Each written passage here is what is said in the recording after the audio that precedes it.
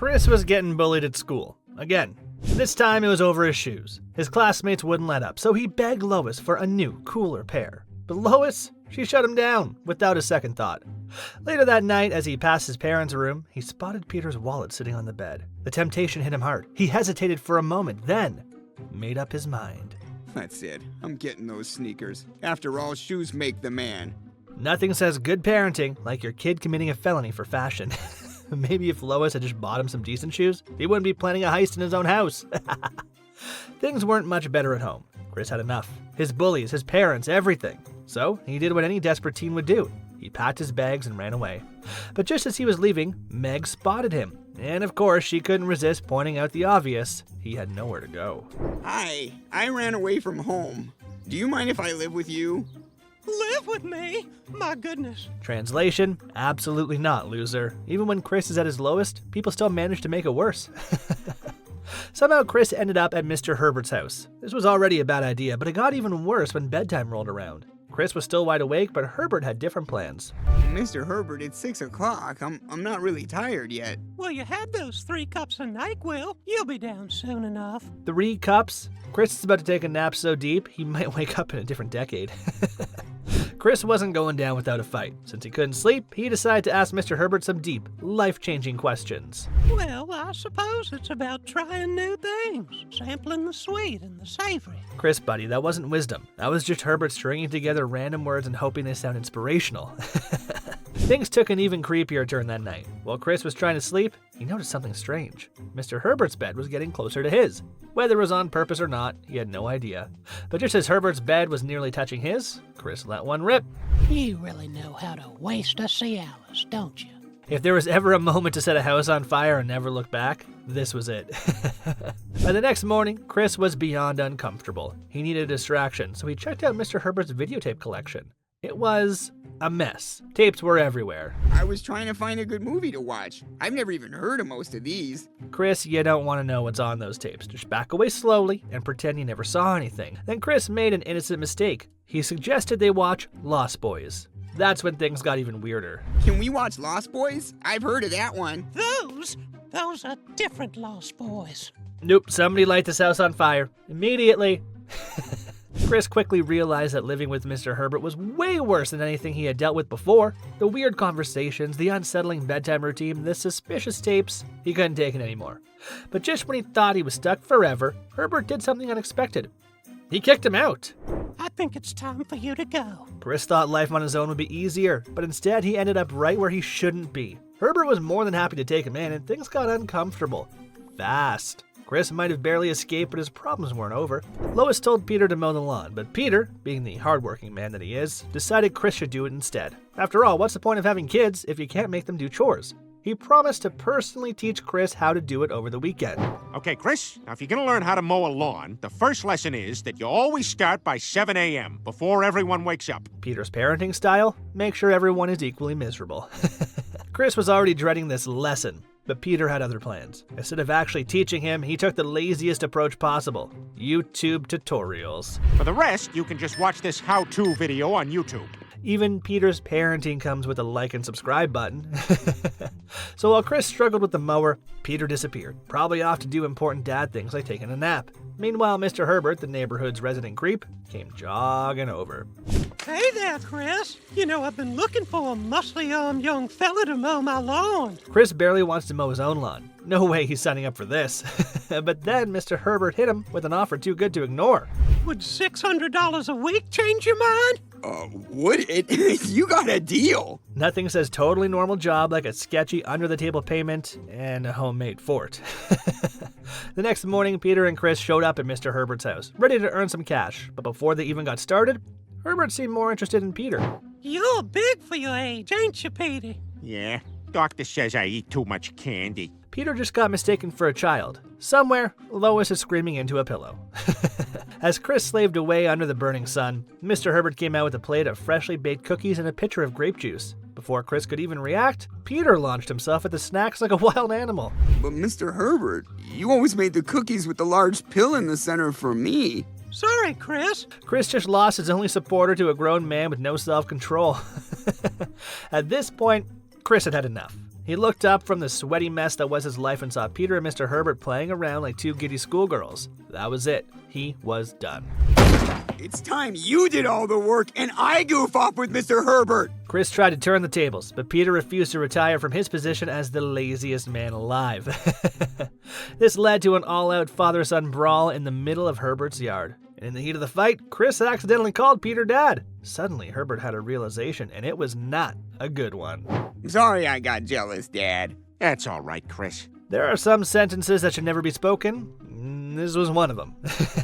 Chris barely made it out of this job, but next, he'd be working off a debt for someone just as bad. Chris got invited to a birthday party by a girl from his school. That alone was enough to set him into a full-blown excitement spiral. He wanted to make a good impression. No, a great impression. But first, he needed advice on what to get her.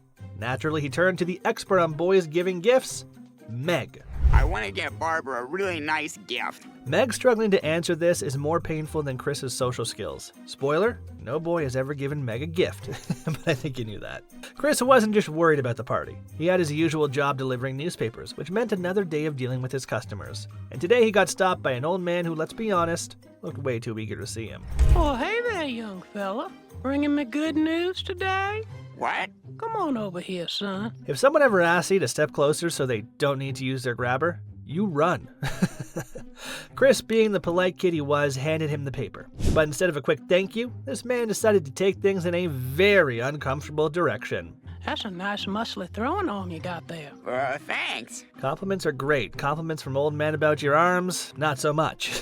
And he wasn't done. Oh no. He took things to the next level by offering Chris a tip in the worst way possible. A nice tip for you right here in my pocket for my arthritis. Why don't you reach in there and fish it out for yourself? Oh, that's okay, mister. I don't collect till the end of the month. Chris dodging this situation like a pro. Probably the best decision he's ever made. The day of the birthday party finally arrived, but things didn't go as planned. Chris, being his awkward self, managed to make everything weird. The next day, he was back on his paper route, still feeling down about it. That's when his old, too friendly newspaper customer stopped him again. And just like that, the popsicle trick was in motion. The creepy old man took this as his big chance and invited Chris somewhere. Well, somewhere really weird. And you need to come on down to the cellar. I got a whole freezer full of popsicles. No thanks. I gotta get going. Nothing says run for your life quite like a guy whispering about popsicles in a basement. After all the chaos, awkward parties, creepy old men, and questionable life decisions, the Griffin family finally made it back home. They were expecting peace. What they weren't expecting? A total of 113 voice messages waiting for them. Yeah, I was just wondering, where the newspaper boy was. Just lonely here. Thinking about the muscly paper boy. 113 messages? Either the newspaper is really important, or this is next level stalker behavior. At this point, Chris probably needed more than just newspaper money. Maybe a security system, maybe a lawyer, or maybe just a new address. And let's just say Herbert was a little too interested in making the night special. Chris managed to get out of this one, but soon he'd befriended someone just as dangerous without even knowing it. Peter was at work, but let's be honest, he wasn't actually working. Instead of doing his job, he was too busy sulking over why he never gets named Employee of the Month. Someone else got the honor, and Peter, he was not happy. Meanwhile, Chris was outside playing cricket with his friends. Everything was going fine until Chris swung a little too hard and the ball went flying straight through Mr. Herbert's window. The next day, Chris was sitting on the couch watching TV with his parents when the doorbell rang. Lois went to answer it, and there stood their creepy old neighbor, Mr. Herbert. Oh, hi, Herbert. What brings you here? It seems your son's baseball broke one of my windows the other day. Oh, my God. I am so sorry. Chris was hoping for a slap on the wrist. Instead, his wallet took the hit. Lois thought it was only fair for Chris to pay for the damage, but Mr. Herbert had other ideas. He made an offer that, well, let's just say it wasn't normal. Perhaps we could work something out. I could use a strapping young man to do some chores around my house. Lois, blink twice if you actually think this is a good idea. Back to Chris, who had to show up at Mr. Herbert's house to work off his debt. The moment he arrived, Herbert welcomed him with another classic dose of weirdness. You know, if you get sweaty and want to take your shirt off, that'd be just fine. Chris was just here to mow a lawn, not a audition for an R-rated old man at the sea. Mr. Herbert then took Chris out to a fancy dinner. Chris, unaware of how bizarre this was, politely thanked him for the meal. Oh, I wanted to thank you properly for all your hard work. Souvenir photograph? Hell yes. Chris thought this was just a nice dinner. Herbert was planning a romantic scrapbook. Later that night, Herbert sat alone, staring at the photo of him and Chris, completely lost in his creepy fantasy. Oh, jackpot. If there was ever a time to call the police, it was right now. Between strange comments, weird chores, and way too many red flags, it was clear this was not a normal job. Chris thought this was bad, but wait until he gets caught up in Herbert's version of Star Wars. In this episode, Lois planned a nice lunch with her parents, but instead of being a decent husband, Peter ditched her and went fishing with his friends. And guess what? He did it again the next time, too. Lois finally had enough and started arguing with him about it. That's when Brian decided to step in with a suggestion. All you two have done is argue about stuff for the past 2 weeks. It's my guess you could use a vacation. Brian, the self-proclaimed relationship expert, handing out advice like he's Dr. Phil. Meanwhile, Peter is probably thinking about where to go fishing next. Lois and Peter needed someone to watch the kids while they were gone. Peter asked Quagmire, but he immediately shut down that idea. Even Cleveland wasn't available to help. That's when Lois had an idea, though maybe not the best one. So it would only be till Monday, and we could pay you for it. Yeah, Lois, great idea. Let's hand over the kids to the creepiest old man in town. What could possibly go wrong? Peter, please, this man has been waiting for this opportunity. The kids should start running now. Back at home, Mr. Herbert introduced the kids to some ground rules for their stay. No cussing, clean your plates, and only a half hour of radio, and then it's off to bed. No cussing and early bedtime. The kids are officially in boot camp. Then Mr. Herbert had a little extra rule just for Chris, and it was as creepy as you'd expect. Don't you mouth off to me, or I'm gonna slap you right in your penis. Sir, you are under arrest. The police are already on their way. Later, Mr. Herbert walked in looking a little too excited and asked the kids if they knew what day it was. Spoiler, they didn't. Oh, I don't want to take a bath. Not for you, silly. It's bath day for me. Chris, pack your bags. It's time to move to a different state. Maybe a different planet. That night, Mr. Herbert was reading Chris a bedtime story, but instead of sleeping, he just kept whistling non-stop. Eventually, Chris had enough and finally asked the most important question. Are you a pedophile? Chris, you just asked the question the whole audience has been screaming for years. Congratulations!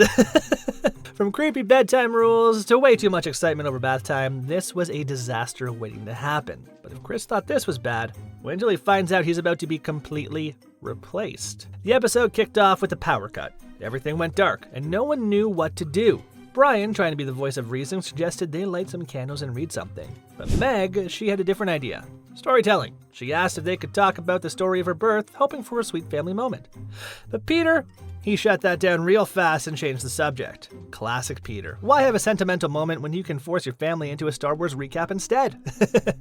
Meanwhile, Chris had a major problem. His robot had gone missing, and he had no idea where it went. So with Quagmire by his side, he set out to find it. Quagmire, of course, entertained him by listening to the radio on the way. After some searching, they finally spotted the missing robot.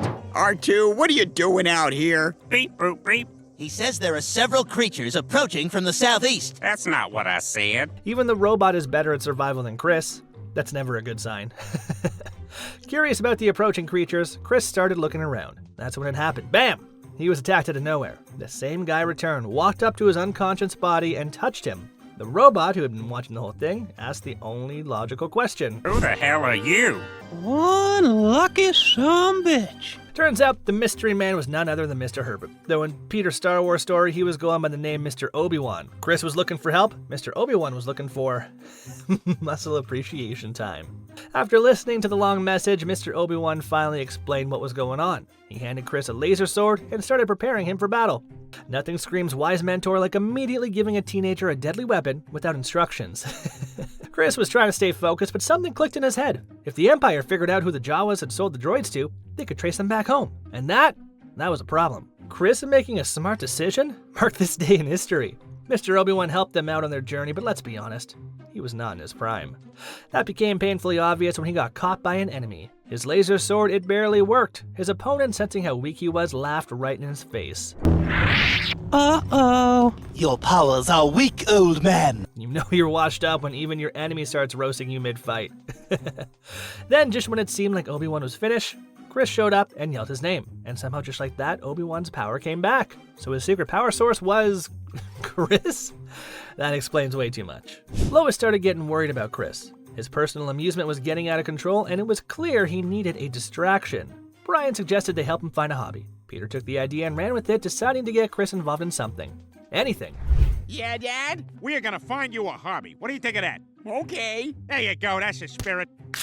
Chris agreeing to this way too quickly means one of two things. He's either desperate or just doesn't want to argue with his dad. Later that day, Peter and Chris were walking past Mr. Herbert's house. As expected, Herbert immediately called out to Chris, asking what he was up to. My dad's helping me find a hobby. Chris, don't waste our time with the elderly. They're dying. Peter with the motivational speech of the year. Meanwhile, Herbert is probably hoping Chris's hobbies involve visiting old men.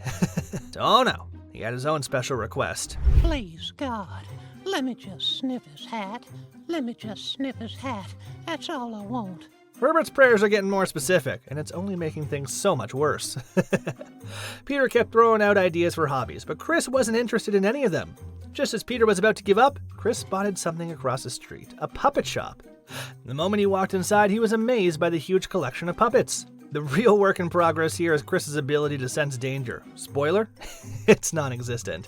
It seemed like Chris had finally found his hobby, but just as things were settling down, the Griffin family got a surprise visitor, Mr. Herbert. He showed up at their house apologizing for bothering them, but he had something urgent to tell them about Chris. No, it's this man Chris is hanging out with. He's bad news. Why? What's the problem? Chris is friends with a Nazi. Nothing says casual evening at home like your creepy neighbor bursting in with war crime allegations. Herbert then launched into a dramatic backstory about how he knew Franz, the man running the puppet shop, and why he was dangerous. So that's why Chris should stay away from that puppet store guy. Since Chris's parents weren't taking him seriously, Herbert decided to go straight to Chris himself. He caught him before he went back to the puppet shop and tried to warn him. Herbert with the biggest plot twist since Chris learned what deodorant is.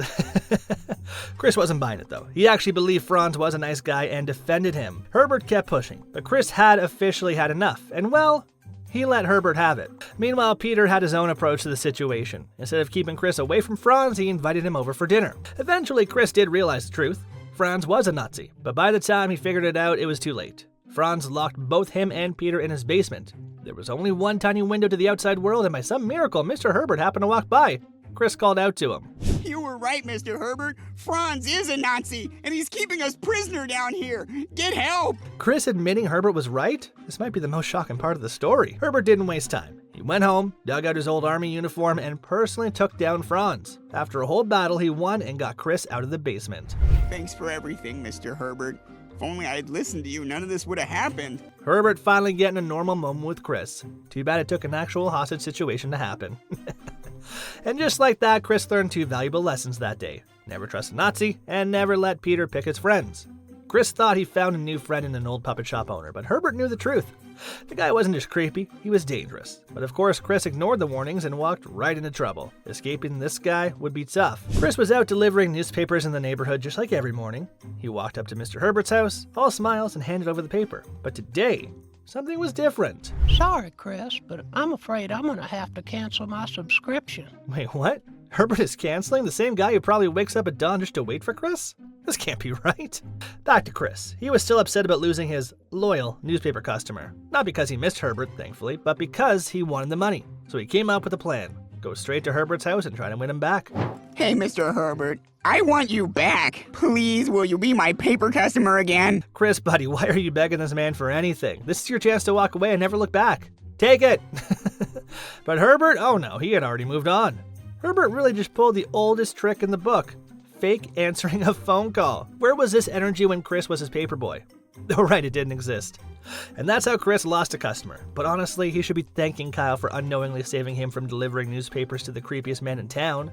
Suddenly, Chris wasn't special anymore, and Herbert was way too focused on his latest interest. The episode started with the Griffin family hosting a yard sale. Peter being Peter was trying to get rid of his junk, while Chris was also selling some of his old things. Of course, it didn't take long for Mr. Herbert to show up.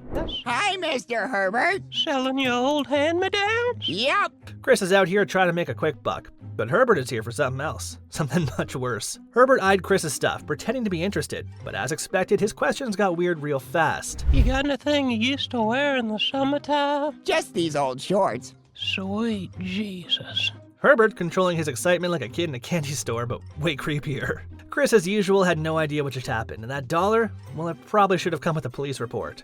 Chris was feeling miserable. He sat there, looking defeated, when Lois walked in trying to check on him. She asked about his first day at rehab, but Chris had enough. It's terrible. Taking that class made no difference. Nobody wants anything to do with me. Chris thought rehab would fix everything. Turns out his reputation is still in the gutter. The news about Chris had spread like wildfire, and now people were avoiding him like they had the plague. Even Mr. Herbert, of all people, wanted nothing to do with him.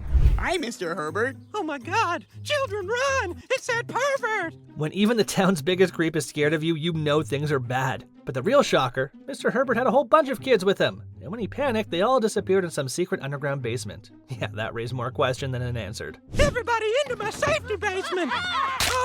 Oh, that was a bad snap. Wait, safety basement? Why does Herbert even have a basement full of kids? This just got 10 times more disturbing.